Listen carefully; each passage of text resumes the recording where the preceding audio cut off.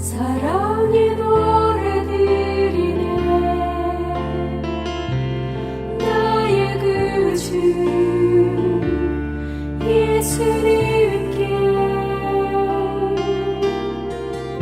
주 행하시니 감사해. 내 사랑하는 귀하신 예수 주님께서 나를 부르셨네. 주의 소유 삼으셨네. 주님의 사랑 이쁘네. 주의 사랑 이쁘네. 잠잠하게 주님 곁에 날 붙드소서.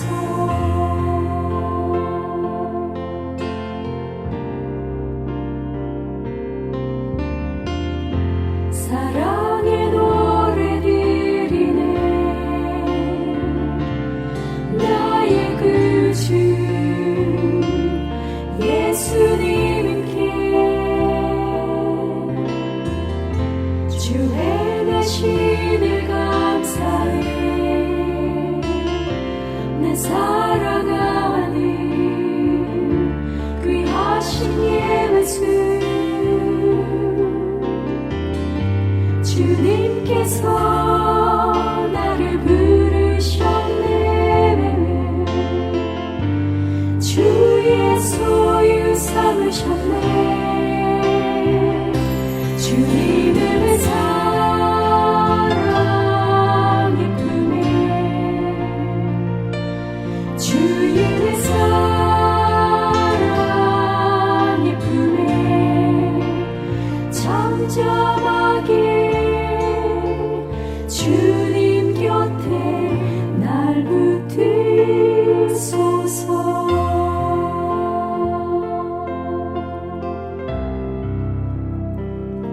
주님의 사랑 이쁘네. 주의 사랑 이쁘네. 주의 사랑 이쁘네. 잠잠하게 주님 곁에 잠잠하게 주님 곁에 잠잠하게 주님 곁에 날 붙드소서.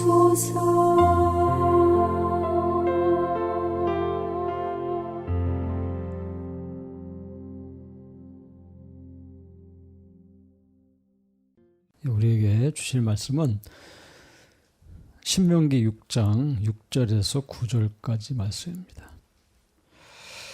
오늘 내가 네게 명령하는 이 말씀을 너는 마음에 새기고 내 자녀에게 부지런히 가르치며 집에 앉았을 때든지 길을 갈 때든지 누워 있을 때든지 일어날 때든지 이 말씀을 강론할 것이며 너는 또 그것을 내 손목에 매어 기호를 삼으며 내 미간에 붙여 표를 삼고 또 내 문설주와 바깥문에 기록할지니라. 아멘. 5월 8일은 한국에서는 어버이날 그래요. 어버이날. 부모님의 헌신적인 사랑과 은혜 감사하는 날입니다. 캐나다는 마더스데이가 있죠. 마더스데이에는 모든 이들이 꽃을 사들고 어머니를 찾아갑니다. 감사의 마음을 전하죠. 그래서 가보면 상점에 꽃이 좀 비싼 것 같아요. 그때. 그러나 많은 값을 지불하고서라도 꽃을 사들고 어머니를 찾아가죠.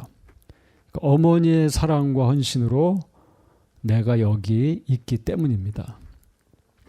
어떤 가치를 지불해도 그 사랑과 헌신에 보답할 길이 없다는 것을 우리가 알죠. 그래서 어머님께 감사하는 이 말을 전할 수 있는 우리가 되면 좋겠습니다. 우리는 오늘 이 말씀을 통해서 가정에 대한 이야기를 생각해 보려고 해요. 기독교는 하나님을 아는 자의 믿음의 고백이요 삶입니다. 내가 교회에 오래 다녔지만 하나님을 알지 못한다면, 하나님을 아는 것에 힘쓰지 않는다면 우리는 사실 속고 있을 수도 있어요. 아들이 아버지를 아는 것처럼, 그를 이해하고 그 아버지가 생각나는 것처럼 하나님을 알게 되기를 하나님은 원하시죠. 그래서 늘 우리 인생의 목표는 변함없이 하나님을 아는 것에 두어야 됩니다. 이것이 우리 인생의 첫 번째 목표가 되어야 되죠. 인생의 목표를 그저 이 땅에서 성공하고 그저 의리의리하게 사는 것에 인생의 모든 것을 건다면 주님은 이것을 보면서 어리석은 건축자라고 하실 거예요. 우리가 한 해 한 해 매년 이렇게 부모님의 사랑을 기억하는 날을 맞이합니다. 그렇게 시간이 흘러가더라고요. 그리고 우리는 나이가 들고 어느새 여러분 또한 결혼을 하고 엄마가 되어 있고 아빠가 되어 있을 겁니다. 그리고 내 엄마의 얼굴에는 주름이 잡히고 허리가 굽고 머리는 하얗게 눈이 내립니다. 그리고 나도 어느새 내 엄마가 그랬던 것처럼 나이가 들어가는 것이죠. 우리가 그 속에서 해야 될 일이 있습니다. 그것은 나의 어머니가 나를 위해 그렇게 했던 것처럼 나도 기도하는 것이죠. 나도 내 자녀를 위해 기도해야 합니다. 예수님께서도 기도하라고 가르치셨죠. 어찌 보면 그 가정은 기도의 공동체라고 할 수 있어요.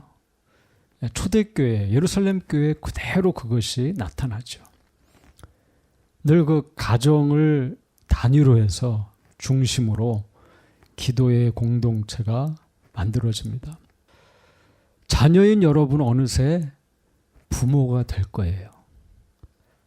그 시간은 아주 먼 곳에 있을 것 같지만 생각보다 멀지 않습니다.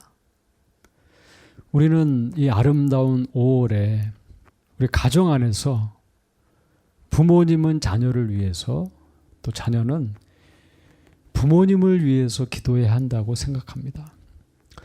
근데 우리가 여러분 어떻게 기도를 해야 되는가, 이걸 좀 생각을 해보면 좋겠어요.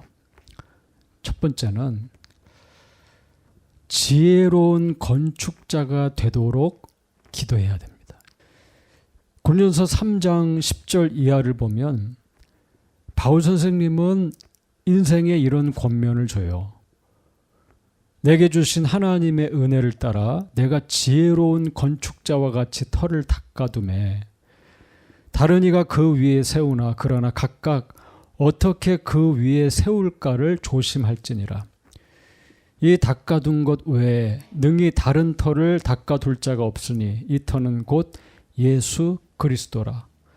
만일 누구든지 금이나 은이나 보석이나 나무나 풀이나 짚으로 이 터 위에 세우면 각 사람의 공적이 나타날 터인데 그 날이 공적을 밝히리니 이는 불로 나타내고 그 불이 각 사람의 공적이 어떠한 것을 시험할 것임이라. 만일 누구든지 그 위에 세운 공적이 그대로 있으면 상을 받고 누구든지 그 공적이 불타면 해를 받으리니 그러나 자신은 구원을 받되 불 가운데서 받은 것 같으리라. 아멘.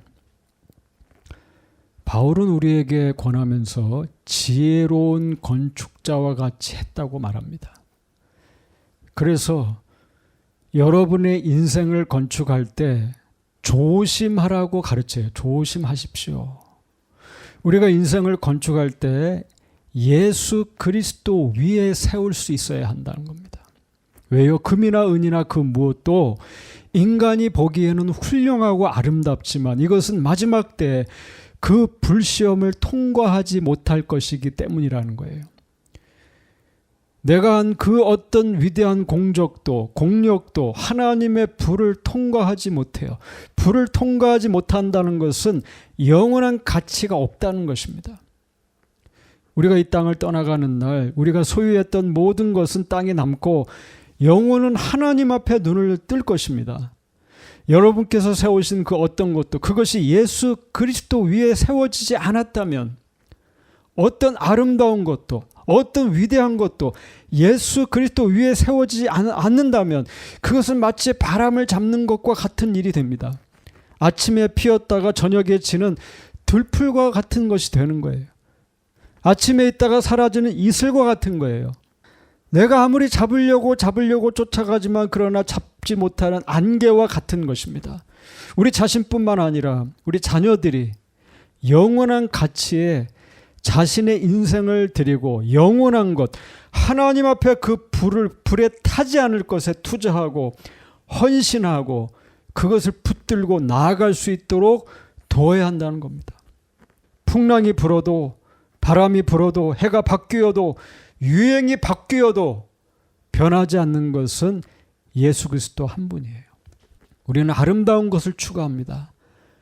우리는 높은 것을 추구합니다. 그러나 그거 아십니까? 결국 우리가 이 땅을 떠나는 그날, 우리가 늙어가고 우리가 무덤에 들어갈 때 그것은 아무 의미가 없어요. 아무리 아름답게 보이는 것들도 그것이 여러분을 자유케 할 수가 없습니다. 변하지 않는 분은 예수 그리스도 한 분이에요. 그분이 길이요, 그분이 진리요, 그분이 생명이라고 말합니다. 여러분 예수님께 헌신해야 된다는 거예요. 영원한 가치에 자신을 드리고 거기에 시간을 들여야 돼요. 정성을 들여야 돼요. 그것에 공을 들이는 거예요. 영원한 가치이신 예수 그리스도 위에 세워야 돼요. 이것은 이론이 아닙니다. 여러분의 시간을 어디에 어떻게 투자하고 있는가? 무엇을 더 아름답게 가치 있게 여기면서 그것을 위해 고민하고 그것을 갖고 가는가를 생각해 보라는 거예요. 여러분이 생각하는 가치를 저울에 달아보라는 것입니다. 예수 그리스도 영원 우리 주님 위에 여러분의 시간과 여러분의 인생이 지금 세워지고 있는지 그것을 보라는 거예요. 생명의 가치가 있는지 보라는 겁니다. 여러분 우리는 진리를 추구하죠. 진리는 변하지 않는 거예요. 그것을 생각해 보세요. 지금 여러분이 가치 있게 여기고 여러분이 추구하는 것이 변하지 않을 것인지 아니면 썩어서 흙으로 돌아갈 것인지 나는 그 영원한 가치 위에 세우고 있는지를 생각해 보라는 거예요. 여러분 믿음은요 공상이 아닙니다. 믿음은 상상이 아닙니다. 믿음은 이론에 머무는 것이 아닙니다. 주일날 하는 의식이 믿음이 아니에요. 이민이나 유학 온 가정의 위로처가 믿음이 아니에요. 신앙이 아니에요. 신앙은 레크레이션이 아니에요. 신앙은 내 삶의 중심에 있는 거예요. 내 중심에 있다고 하는 것은 그 신앙이 나를 움직이는 동력이라는 거예요. 이유라는 거예요. 여러분 언제까지 유행을 따라가고 사람들이 보기에 좋은 것에 휩쓸리고 그저 사람을 따라다니고 사람이 보기에 좋은 것, 사람이 듣기 좋은 것, 세상을 따라갈 그런 계획과 그 생각을 하고 있습니까? 언제까지 다른 사람의 눈을 의식한 채 그 사람의 눈 때문에 그렇게 결정하고 그들을 기쁘게 하기 위해서 여러분의 소중한 인생의 시간을 허비하겠냐 이거예요. 여러분 영원한 것은 하나님이세요. 나와 영원히 함께 하실 분은 예수 그리스도예요. 아무리 쌓아도 헛되지 않은 것, 사라지지 않는 것은 예수님과의 관계 안에 살아가는 겁니다. 예수님 안에서 노력하는 거예요. 이 터 위에 여러분과 가정이 그렇게 살아가도록 우리는 기도해야 된다는 거예요. 영원한 가치를 향해 갈 수 있도록, 영원한 가치를 가장 중요한 것으로 여길 수 있도록 우리가 기도해야 된다는 겁니다. 맹목적인 성공을 향해서 그저 다른 사람과 나를 비교하면서 다른 사람의 눈을 의식하면서 그저 휩쓸려서 땅에서만 성공하라고 하지 마십시오. 우리가 그토록 열심히 살아가야 될 이유는 하나예요. 뭡니까? 영원하신 예수 그리스도 때문이에요. 예수 그리스도 때문에 일하는 거예요. 예수 그리스도 때문에 수고하는 거예요.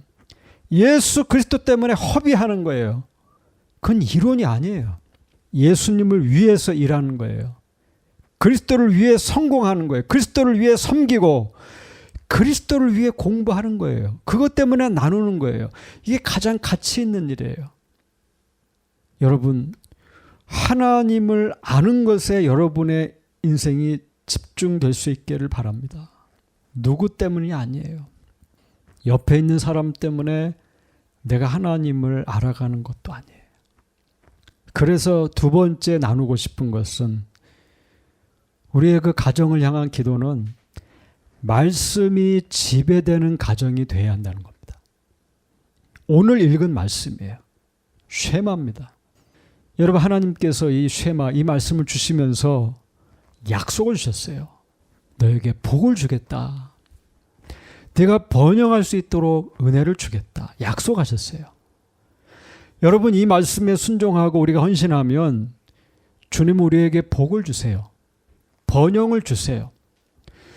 주님은 이 가정에 우리 자녀들에게 복과 번영을 주실 거예요. 근데 이 말의 가장 중요한 점은 여러분이 생각하는 모든 복과 모든 번영은 우리가 만드는 것이 아니라 하나님이 우리에게 주시는 거라는 겁니다. 이것을 분명히 이해하는 것이 중요해요. 세계 여러 나라가 부모들이 자녀를 사랑하고 귀하게 여기죠. 공부 열심히 하라고 다 얘기합니다. 그러나 한국 사람들과 같은 민족이 없는 것 같아요. 교육열이 세계 1위예요. 미국 대통령이 한국의 교육을 보라고까지 할 정도입니다. 나는 못 입고 나는 못 누려도 아이들에게 해주기 위해서 그렇게 하는 사람들이 한국 사람들이에요. 다 그렇게 컸어요. 자녀가 가정의 중심이에요. 여러분, 한국 사람들이 여기 이민 왜 옵니까? 자녀 때문에 오는 거예요. 다. 엄청난 비용을 내고 유학을 보내고 부모들은 그걸 감당하면서 감내하면서 잘 되게 해보려고 여기까지 옵니다. 분명한 것은 우리는 자녀들보다 부모는 먼저 이 땅을 떠날 거라는 겁니다. 그리고 자녀들은 이 땅에서 혼자 살아가야 돼요. 그 시간이 반드시 있어요. 아무도 자신이 책임져 줄 수 없어요. 아무도 그렇게 할 수 없어요. 이래라 저래라 이렇게 해라 저렇게 해라. 이제는 시간이 다 지나갔어요. 뭘 줘야 되냐 이거예요. 여러분, 우리는 무엇을 줘야 됩니까? 이렇게 말하고 있어요. 오늘 내가 네게 명령하는 이 말씀을, 이 신명기의 말씀을 너는 마음에 새겨라 그랬습니다. 우리가 줄 수 있는 것은 말씀이라고 믿습니다. 사람은 말과 가르침으로 변화되지는 않지요. 사실 우리의 삶으로 그들은 배우게 될 겁니다. 그것이 가장 영향력 있죠. 이 쉐마라고 하는 신명기 6장의 말씀은 하나님이 우리를 가르쳐 주시는 제자를 세우는 방식에 대한 말씀이에요. 하나님이 생각하시는 제자도는 부모가 자녀를 하나님의 백성으로 제자화하는 겁니다. 제자라고 하는 것은 제자 된 사람이 다른 사람을 제자화할 수 있도록 안내하는 것이죠. 우리가 하나님의 제자가 아닌데 내가 다른 사람을 하나님의 제자로 세워질 수 있도록 도울 수가 없죠. 내가 예배하고 내가 하나님께 드리고 내가 하나님 중심으로 살고 내가 그리스도 중심으로 삶을 살지 않는다면 아무도 내 권위 아래에 있는 사람들이 제자가 될 수 없죠. 왜요? 그들은 다 봤습니다. 그가 무엇을 위해 그렇게 달려가는지 다 봤어요. 한국의 속담 중에 잘못된 말들이 많이 있습니다. 암탉이 울면 집안이 망한다. 진리가 아니에요. 하나님은 남자와 여자를 비교할 수 없는 가치의 존재로 만드셨어요. 근데 성경을 보면 분명 아담이 대표자는 분명해요. 하와가 먼저 먹었지만 아담의 죄를 지적하죠. 그러나 그것은 아내가 더 하등하다는 것을 말하는 것은 아니에요. 그런데 집에서 한 사람이 한 사람을 존중하지 않는 것을 보면서 우리는 혼란이 사실 일어나죠. 우리는 어떤 문화와 나라와 민족 안에 있는 전통에 헌신하는 사람이 아닙니다. 그 사람은 크리스찬이 아니에요. 성도는 진리의 말씀에 헌신하는 사람이에요.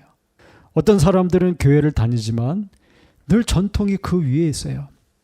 세상의 가치가 자기에게 가장 중요하기 때문에 그것을 따라 삽니다. 말씀을 읽기는 읽어요. 근데 말씀이 달지 않아요. 말씀이 자기 폐부를 뚫고 들어와서 자기의 삶을 지배하는 것을 경험하지 못해요. 말씀이 너무 멀리 느껴져요. 그런 어떤 사람들은 말씀이 달콤해요. 성령께서 그 말씀을 풀어주시고 그 말씀을 따라 살아가는 것을 격려하는 것을 경험합니다. 저는 비교하려고 하는 게 아니에요. 도전하고 싶은 겁니다. 말씀에 헌신하라는 거예요. 저는 최근에 평일날 말씀을 가르치는 일에 헌신했어요. 저는 바이블 클래스가 계속 열릴 수 있기를 위해서 기도하고 있어요.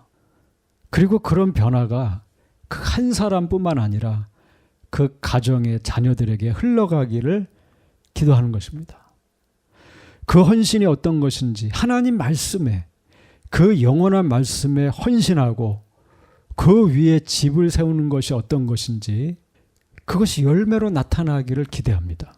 여러분께서 말씀에 헌신한다면 여러분의 가정은 말씀을 묵상하고 그래서 푸른 초장을 경험하게 될 거예요.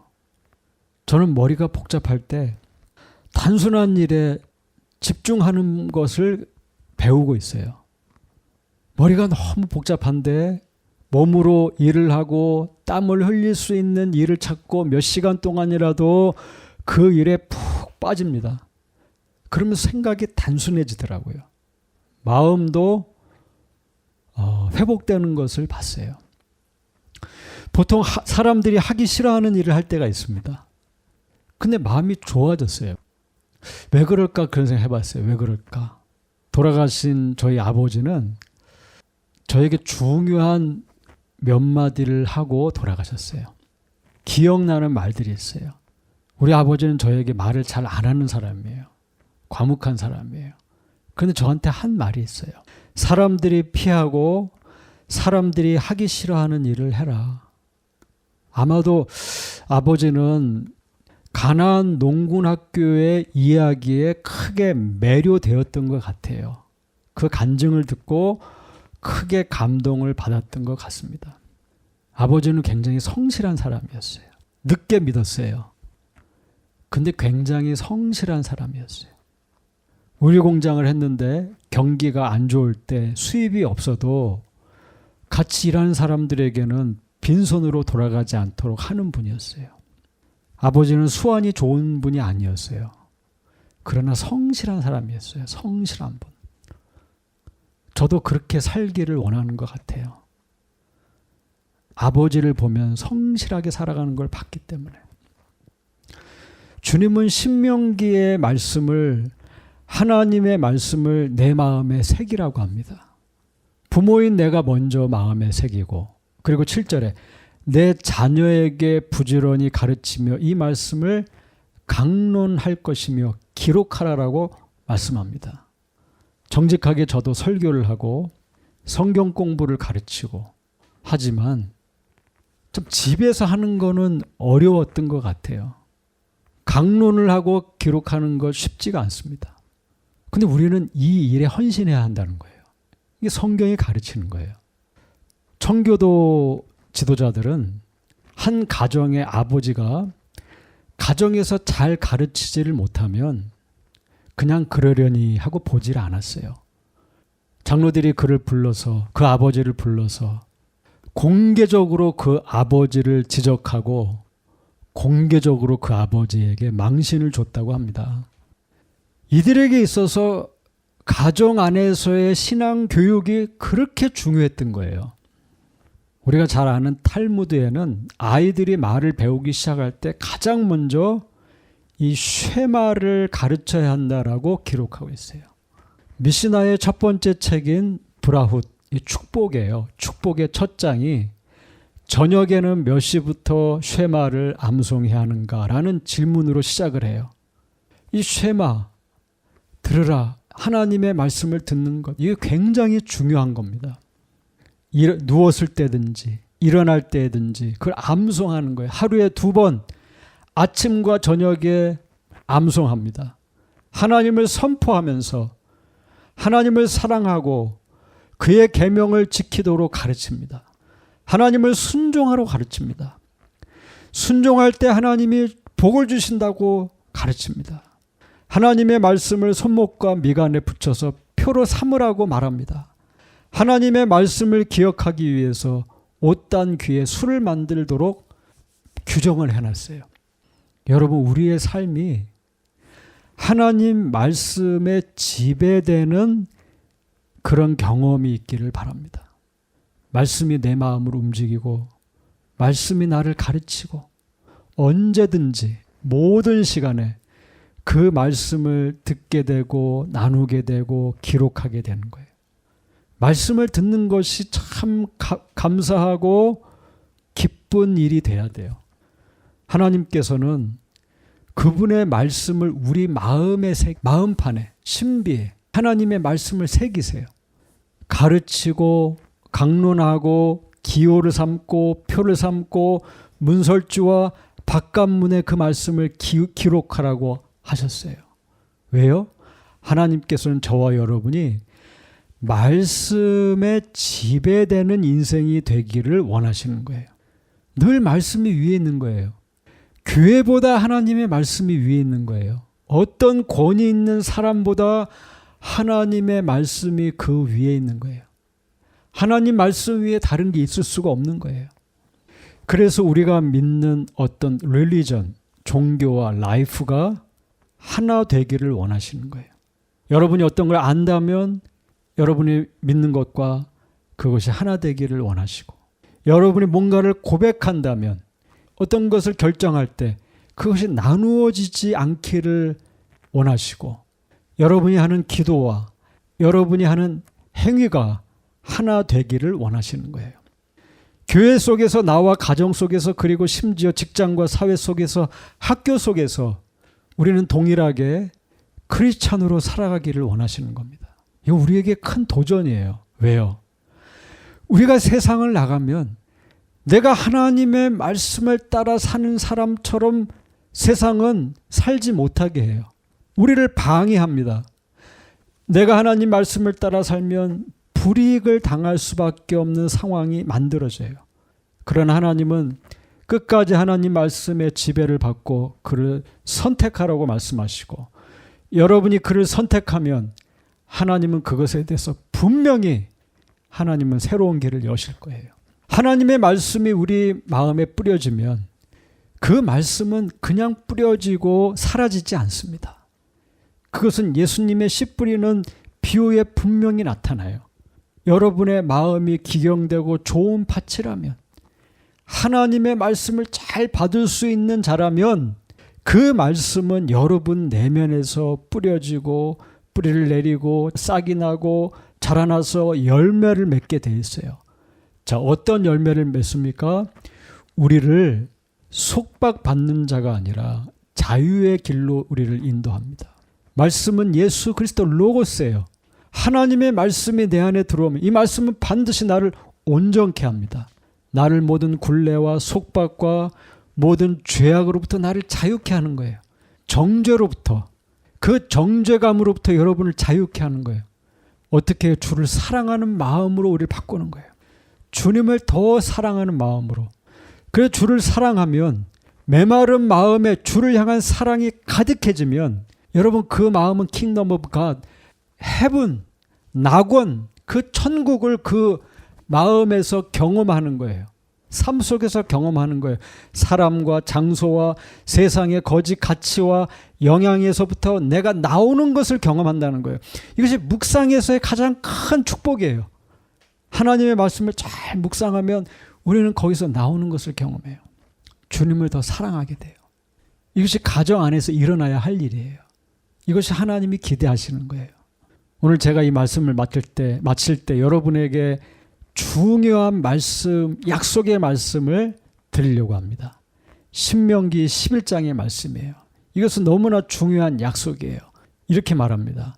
내가 오늘 너희에게 명하는 내 명령을 너희가 만일 청종하고 너희 하나님 여호와를 사랑하여 마음을 다하고 뜻을 다하여 섬기면 여호와께서 너희 땅에 이른 비 늦은 비를 적당한 때에 내리시리니 너희가 곡식과 포도주와 기름을 얻을 것이요 또 가축을 위하여 들에 풀이 나게 하시리니 내가 먹고 배부를 것이라. 아멘.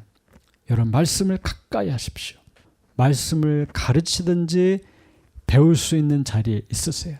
말씀을 기록하세요. 그리고 주를 사랑하십시오. 그러면 여러분 하나님 나라의 천국의 축복만 있는 게 아니에요. 여러분의 인생에 이른 비와 늦은 비에 은총이 임한다고 성경은 가르치고 있다는 거예요. 가물어 메마른 땅을 내가 걸어갈지라도 주님은 거기에 이른 비와 늦은 비에 은혜를 허락해 주시고 거기에서 뿌리를 내리고 자라나서 결국 열매가 맺히는 인생으로 여러분을 바꾸신다는 거예요. 상황을 바꾸신다는 거예요. 포도주와 기름을 얻을 것이고 네가 굶고 가난하고 비참한 인생이 되는 것이 아니라 너는 먹고 배부를 것이라고 주님 분명하게 약속해 주셨어요.